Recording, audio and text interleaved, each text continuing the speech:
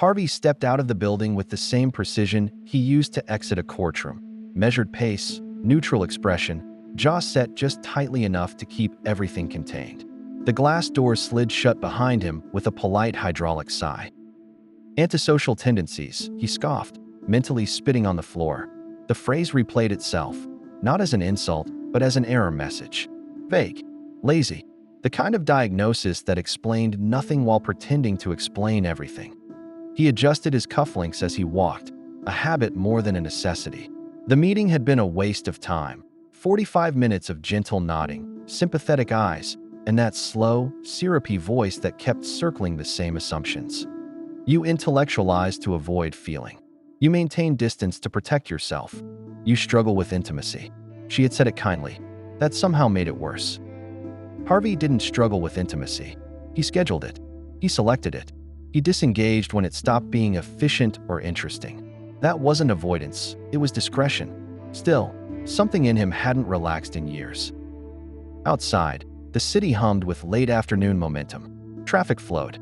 People moved with purpose, or at least the convincing illusion of it.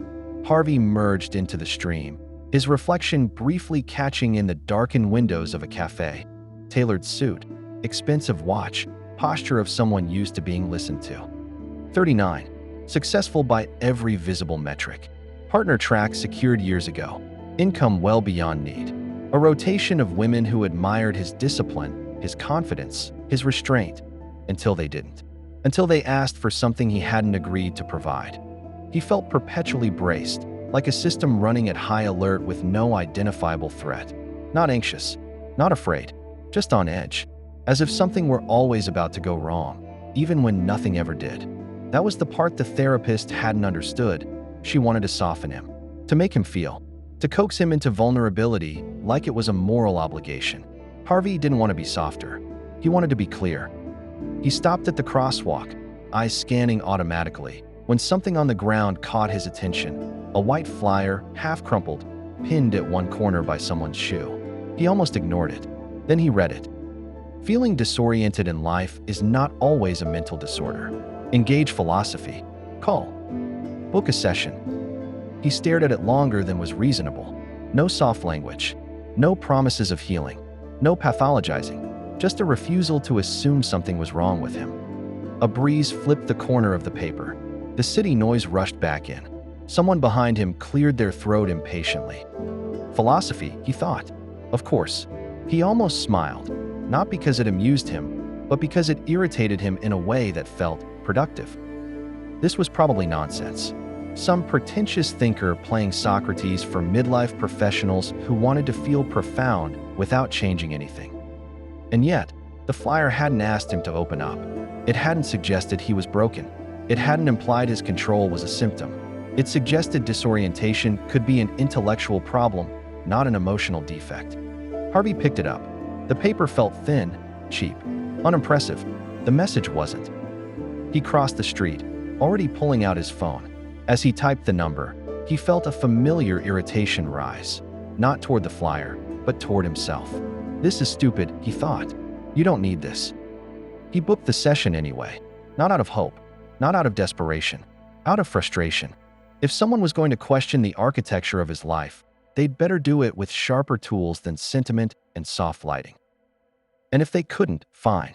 At least he'd confirm that the problem wasn't him, just another system that failed under scrutiny. He slid the phone back into his pocket and walked on, posture unchanged, but for the first time in a long while, curious about what resistance might finally feel like when met head-on. Harvey slowed only slightly as he approached the building, more out of habit than hesitation. It was one of those central city structures that refused to explain itself at a glance, neither impressive nor shabby, neither corporate nor bohemian. Clean stone, restrained glass, a lobby that suggested function rather than ambition. Law offices, consultancies, maybe an accounting firm upstairs. The kind of place designed to be invisible to anyone not looking for something specific. It bothered him.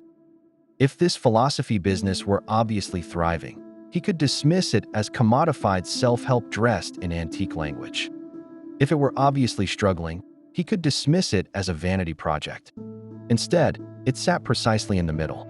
financially unreadable, socially ambiguous. Harvey checked the address again, then his watch. He had allocated exactly 1 hour. No margin, no spillover.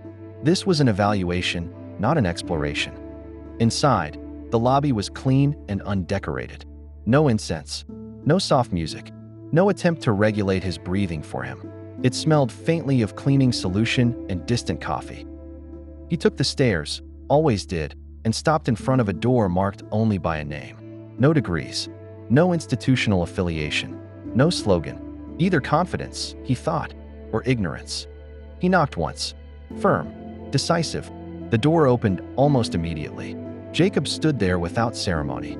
No robe, no beard, no cultivated eccentricity. Button-down black shirt, sleeves rolled casually, posture relaxed but upright. His face was young, younger than Harvey had expected, younger than Harvey himself. A flicker of disappointment surfaced automatically. Then curiosity followed. Jacob met his gaze directly, not testing, not yielding. "Harvey," he said, not as a question. "Come in. I'm Jacob. Thank you for giving philosophy a chance." "Would you like something to drink?" Jacob asked, taking his own seat behind the desk. "Water, coffee." "No," Harvey said immediately as he sat. "I'd rather get on with it." The office was orderly, spare, and unmistakably intentional. Bookshelves lined the wall behind a solid wooden desk, not a decorative piece, but something chosen to be worked at. The desk was centered. 2 chairs faced each other across it. That helped. It was evident that in the office, structure mattered. Jacob gestured toward the chair opposite to him. "Please." Harvey stepped forward, eyes scanning quickly. No couch. No attempt at therapeutic intimacy. No forced symmetry meant to simulate equality while dissolving boundaries. A desk established roles. Distance. Containment. Jacob nodded once. No smile. No reassurance. No corrective warmth. All right. He didn't reach for a notepad. Didn't adjust anything to look busy. His hands rested loosely on the desk, empty. Harvey crossed one leg over the other, straightened his jacket, and leaned back just enough to signal control. He was used to desks like this: negotiations, depositions, consultations. He understood how power moved across wood and space. But something felt off.